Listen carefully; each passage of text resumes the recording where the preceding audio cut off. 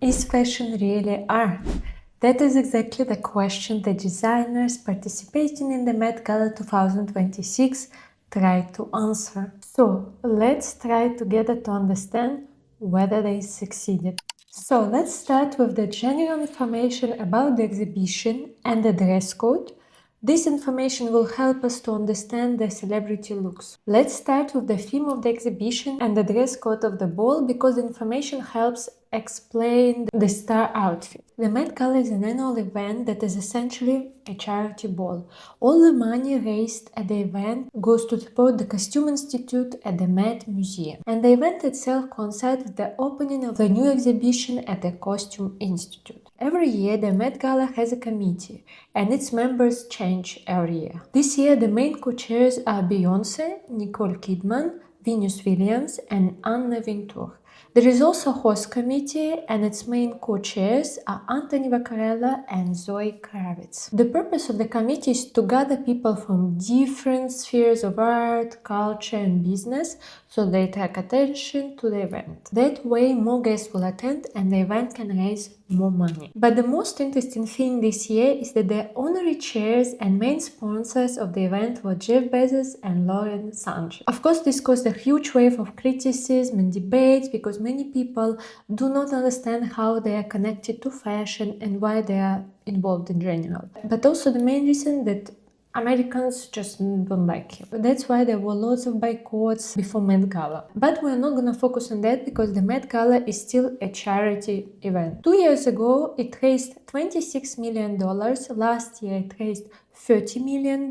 They raised this money through selling tickets and sponsors. And Bezos still contributed to the continued development of the beautiful Costume Institute at the Met. So that's why we're not discussing Bezos today. So the Met Museum exhibition this year and its theme. First of all, you can really see where the money raised over the years Met Gala events went. Because the Costume Institute received a new space. Before it was located somewhere in the basement of the Met Museum, and now they have their own beautiful wing. So what's this year exhibition dedicated to? The theme is costume art.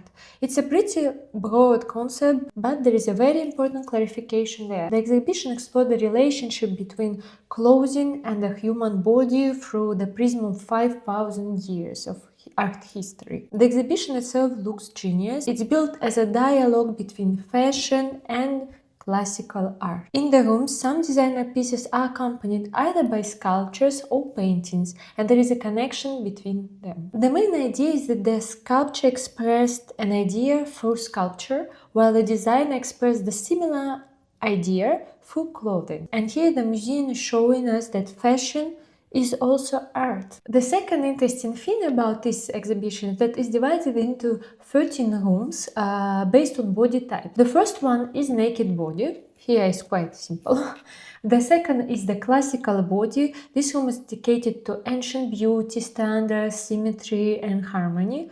The third is the anatomical body. Here the focus is on the internal structure of the body, muscles, veins, bones. The fourth is abstract body, a room about how fashion distorts and deforms natural forms, turning the human body into geometry. The fifth room is the full body, challenging beauty standards of thinness. The next room is dedicated to disabled bodies. Then we have the pregnant body and the exploration of how fashion for centuries tried to either hide the pregnant body or glorify it. Then the aging body, a room about the beauty of maturity and how clothing changes the meaning with age. The ninth room is dedicated to the mortal body and the theme of death in fashion. The 10th room is about the transgender body. Then we have the heroic body, then the post-human body about the future and technology. And the last room is the grotesque body about excessiveness and strange proportion. But today we're interested in the dress code, and the dress code is usually broader than the exhibition itself in order to make the task easier for celebrities. And this year it sounds like fashion is art. There is actually no strict definition of art. It's a very fluid term that changes over time and every person defines it differently. However, if we talk about the classical clarification of art, it includes painting, sculpture and architecture, while everything else like ceramics, fashion belongs to decorative and applied art. For many years there have been debates about whether fashion can be called art. The group against it believes that the main goal of fashion is to sell and make money. For example, Karl Lagerfeld said that fashion is fashion and art is art and did not want to be called an artist. The arguments for fashion being art are usually based on specific designer. We can start with Schiaparelli. She was friends with many artists and not only inspired by their works, but actually entered into dialogue with them. With her close friend Salvador Dali, there was a mutual exchange. She was inspired by art, but there are also examples when Dali was inspired by what Elsa created. And if we look at her collection, it's obvious that they were not really created for consumers, but rather as an artistic statement. Write in the comments whether fashion is art for you or not. Now let's move on to the looks. Let's start with the look that opened the red carpet, although it was one of the best looks and after it's very difficult to impress anyone. Emma Chamberlain is a blogger and she has become the permanent Met Gala interviewer. Every year she interviews celebrities after they walk the red carpet. Together with her stylist and designers, they set an incredible high standard. She is wearing Mugler. Mugler now belongs to the L'Oreal group. Unfortunately, they do not receive the attention they deserve. Moreover, they have a new creative director, Miguel Caster-Freitas, whom people barely know or talk about, but with this look he proves that he deserves more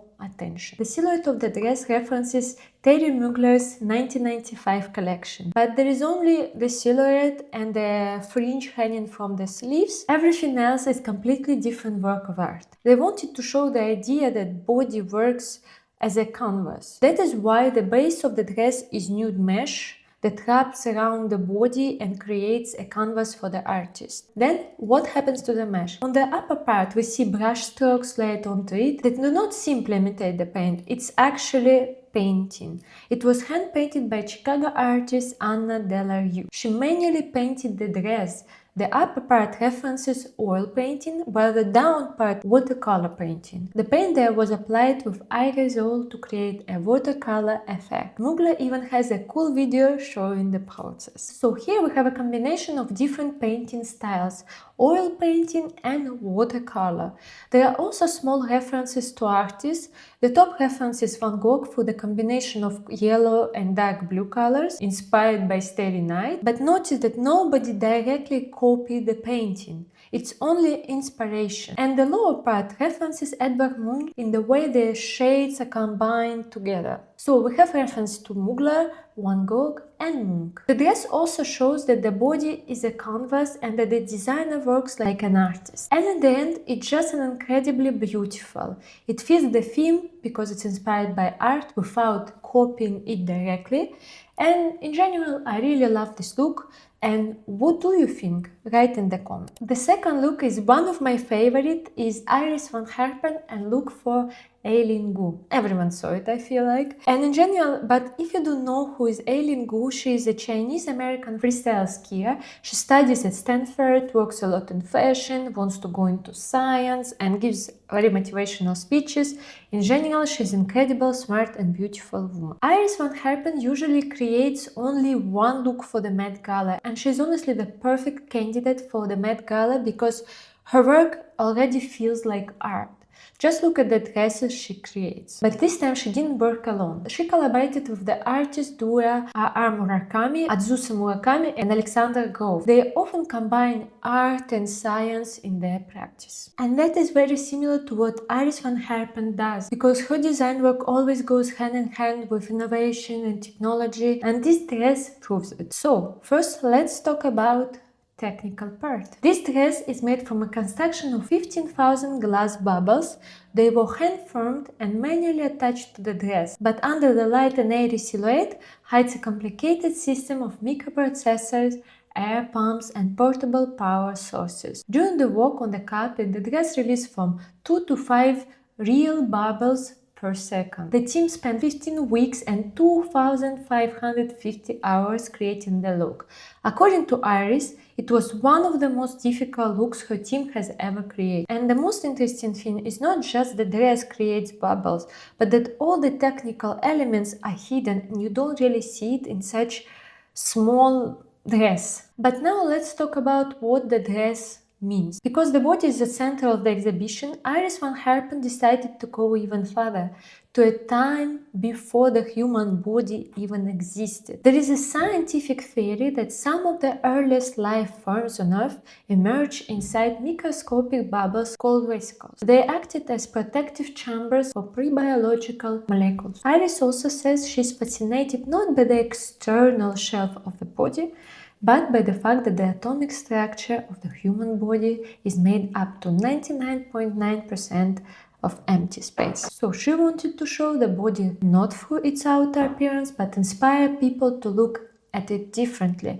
including scientifically. Honestly, we cannot say that silhouette itself is unbelievably beautiful, you know. It looks a bit like a baby doll dress, but when you understand the concept behind it and see floating bubbles, you know, it becomes incredibly beautiful and organic on Eileen Gu. And now let's talk about Chanel. Chanel had a huge number of celebrities this year, and honestly, let's discuss them all together because none of the looks really deserve a super detailed analysis. Anna Wintour truly outdid herself in showing just how much of a queen she is and how she can basically do whatever she wants. She didn't even really try this time.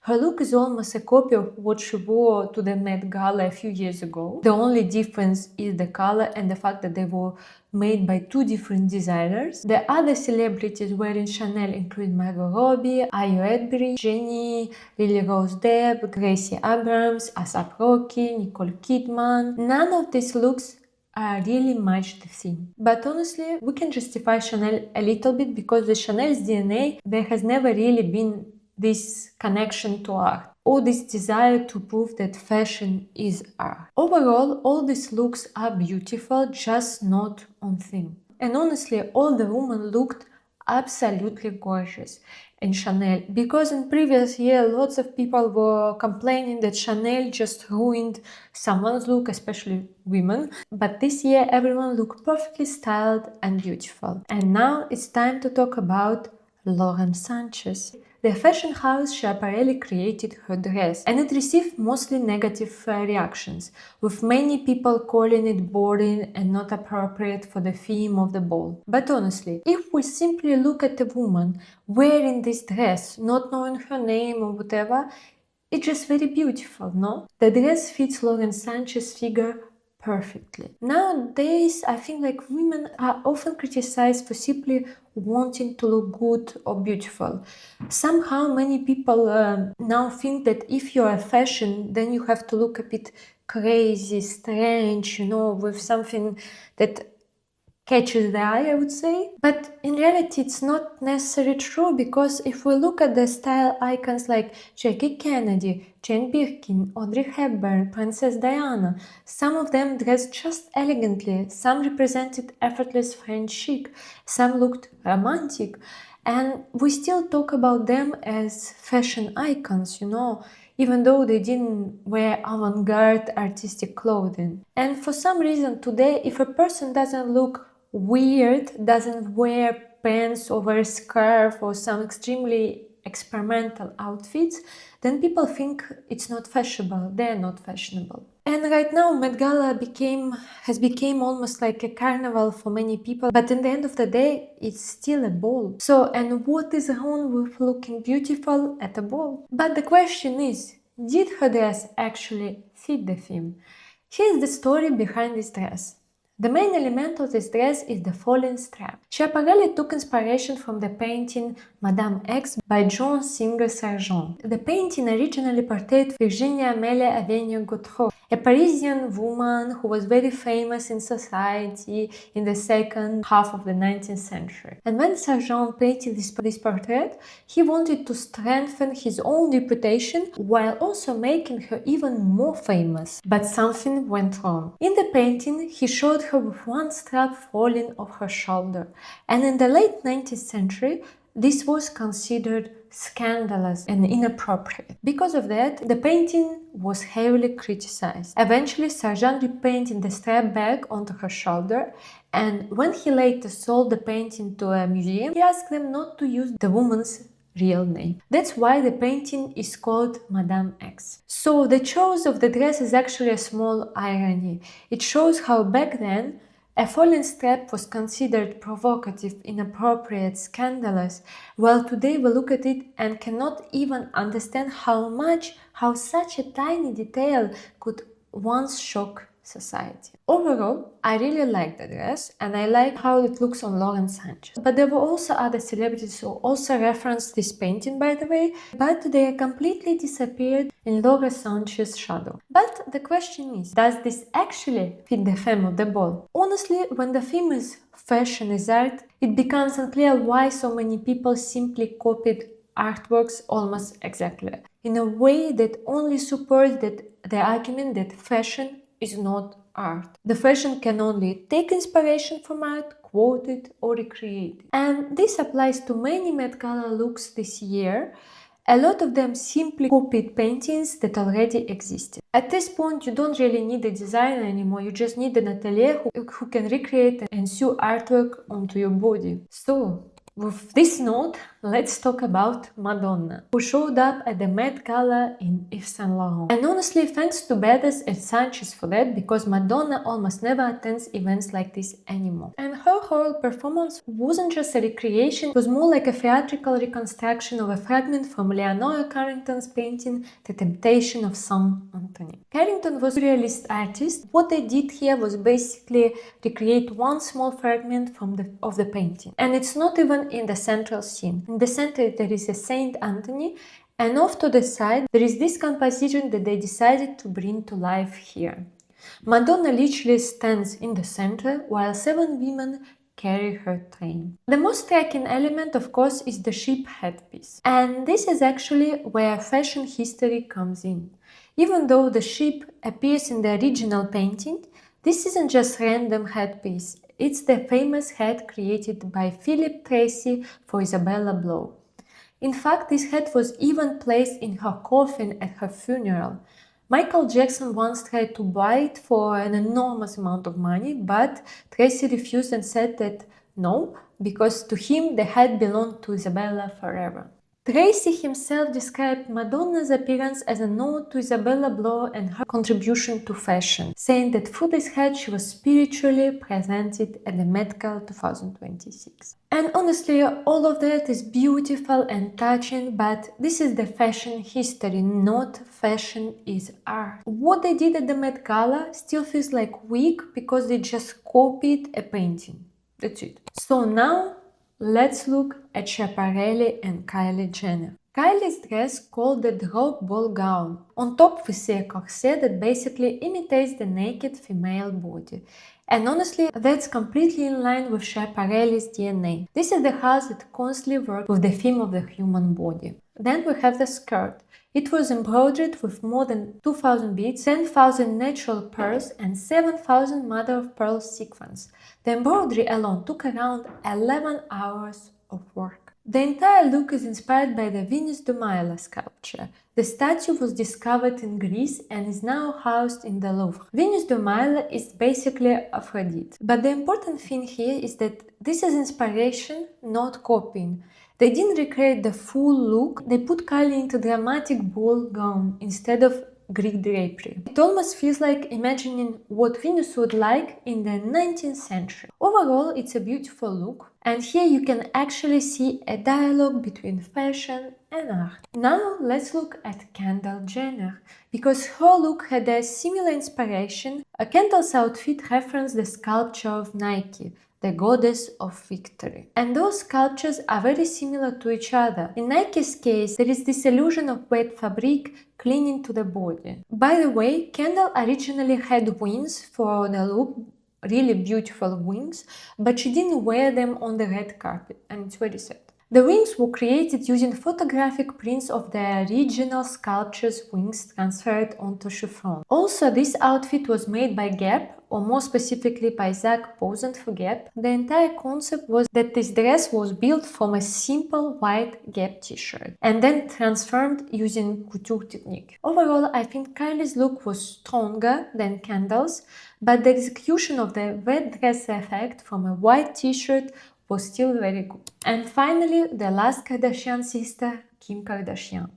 This year, Kim didn't work with a fashion house, instead she collaborated directly with an artist, Alan Jones. Jones created a whole series called Body Armor, where he treated the human body itself as an artistic canvas, and Kim's look references one of his works where Kate Moss was used as the canvas. Honestly, Kim kinda outplayed everyone because she went directly to an artist instead of a designer. But for me personally, the final look still feels that it's missing something for me. Now let's move on to Loewe. One of their looks really didn't work for me. They wanted to play with the idea of clothing functioning as sculpture. The look referenced a runway piece, but here the execution was terrible. It didn't suit Sarah at all, and if the idea was sculpture, you simply couldn't see it. Then there was a very beautiful look from Sabine Getty in Ashi's studio. Here we see an allusion to how the naked body was represented in academic paintings. Basically, the corset becomes the canvas and on it they painted a new torso. There is no direct reference to one specific artwork. The idea itself maybe isn't groundbreaking, but the execution is stunning. Just look at the details. Painted hands on the corset and the model wearing the exact same ring on her actual hands. And then all of this is paired with an almost invisible lightweight skirt. It's just incredibly beautiful. What do you think? Next one, designer Thom Browne. Thanks to his industry connection, he always gets a huge number of celebrities from on the Met Gala. Thom Browne is fundamentally a tailoring designer, and honestly all of his Met Gala looks tend to feel a little similar. But this year he decided to directly follow the structure of the Met exhibition itself, the aging body, the pregnant body, and so on. He basically built his celebrity looks around those themes. And let's go through some of them. Chase Infinity had a gorgeous look representing the naked body, like Kylie Jenner. They were inspired by Venus de Milo also, but here the dress was completely covered in sequins that created the illusion of nude body. What made it cool? That made it colorful rather than just realistic nude tones. It looked stunning. Olivia Wilde represented the abstract body. They tried to create a structure exaggerating the hips and butt, but honestly, the execution looked very strange. Then there was the idea of the aging body. The first glance, you don't really understand where the aging body. But Thom Browne interpreted it through a leather coat created from his 25-year archive of materials. He took all fabrics and stitched them together to imitate aging skin. The concept is amazing, but without explanation, it's hard to read. Honestly, maybe it would have worked better if it was a full suit. Then we have Skepta's suit imitated tattoos. In fact, it directly recreated his real tattoos. Again, the idea itself isn't bad, but the execution feels a bit off, no? Why make the white suit? Why not nude colored, very strange. For the pregnant body, we had Aduta Kitsch, who is currently pregnant. She looked gorgeous. The pregnancy was emphasized rather than hidden. Her stomach was framed by the corset and the pink flowers, symbolizing that she's expecting a girl. And the final look represented the vital body, the living body. One side of the outfit imitated the circulatory system, while the other referenced lungs and veins. Overall, not bad. Now let's talk about Jeremy Pope, who chose Vivienne Westwood for the Met Gala. Loewe found a Vivienne Westwood corset from the 1996 archives that perfectly matched the Met theme. There were actually two versions of this corset, one displayed at the Met exhibition and the other worn on the card. The front of the corset was embroidered with pearls, crystals and sequins to imitate skin and muscles. What makes this look so interesting is that the naked body theme is usually interpreted through the male body, but if we look back at the classical art, the athletic male body was one of the biggest artistic inspirations. So it's refreshing to see a male interpretation of that concept on Met Gala. Now it's time to look at Beyonce. Her look was created by Oliver Rostand, who is a close friend of hers but now currently unemployed. The dress represents a skeleton. Many people think it was inspired by the artwork Visitor, which depicts a skeleton in a transparent gown ringing a bell, but officially no one confirmed it. The entire look was made from stones and crystals, so it cost an enormous amount of money. But the only confusing part in these outfits is the headpiece. Is it crown or something else? It's unclear, but overall this look is very strong, very beautiful, especially when you see pictures for red carpet, how it looks behind, very beautiful. We should also remember that the exhibition included a section dedicated to disability, exploring whether fashion hides or emphasizes it. Some designers weren't afraid to work with disabled guests. Christian Siriano dressed Sinead Burke, Prabal Gurung dressed Lauren Vassar, and Kalina Strada created a look for Aaron Rose Phillip. Next, Yves Saint Laurent. They had a huge number of stars, and the general reaction online was that their looks were boring. But honestly, I think I would disagree. Let's look at Doja Cat. Her outfit references ancient Greek sculpture. But unlike most of the other interpretations, this one used modern materials, something like latex or nude-colored plastic, to imitate drapery. Technically, that's actually a complicated construction. Then Hailey Bieber. A lot of people hated this look. Reference a 1969 Yves Saint Laurent collection. She wore a sculpted gold corset and this gorgeous deep blue color. Again, for many people today, if an outfit is simply beautiful instead of bizarre, they automatically call it boring, especially when it comes to the whole clean girls aesthetic. Personally, I think Yves Saint Laurent creates incredibly beautiful looks. All the celebrities look stunning, and honestly, that is fashion too. But my favorite Yves Saint Laurent looks was Zoe Kravitz, and Connor's story was also quite interesting. Zoe's dress created the illusion of exaggerated hips underneath delicate lace and sheer fabric. And what's impressive is that you don't actually see the structure underneath. The construction is hidden so well. And Connor's story got criticized for being boring. But one of the exhibition halls was dedicated to athletic body. And Connor has very defined arms, and the top was specifically chosen to emphasize them. And here it's interesting how they combine masculine arms with a more feminine top silhouette. Very bold. Then we have Robert Woon. This designer exists almost entirely in the world of couture because for him fashion is a form of artistic expression rather than wearable clothing. Honestly, he could have taken almost any look from his collections and it would fit perfectly to the Met Gala theme. And that's exactly what he did. The dresses were beautiful and technically incredibly complex. Now let's talk about Jonathan Anderson. First, Kylie clothes were a dress from the Dior couture show. Since people had already seen it, it didn't stand out as much. But this dress perfectly reflects the exhibition itself. If you look at the exhibition, you'll notice garments displayed above ceramic works, showing how similar forms can exist both in ceramics and in fashion. And Jonathan Anderson constantly draws inspiration from sculpture and ceramics, and this dress almost resembles a twisted vessel. And it fits the theme perfectly. Then Jisoo's, for me, her dress was incredible, especially the fit. Then Naomi Watts' look referenced Dutch still life painting traditions, where objects were typically painted against dark backgrounds. Then Alexa Chan referenced Impressionism and Monet's water lilies, although in her case it felt like a weaker interpretation because it was basically just a literal water lily. Dior had a few other looks as well, but they were less interesting. But I think everyone saw Sabrina Carpenter's look, and it was extremely original, extremely beautiful. But it wasn't suitable for the film because here they maybe wanted to say that film is an art also, but it's just a bit different. But the dress was stunning. And one of the strongest look at the Met Gala also was Cardi B in Marc Jacobs. He interpreted the abstract body theme through inspiration through Hans Belmer and his The Doll series. Belmer created disturbing artificial female dolls that he would destroy, reconstruct.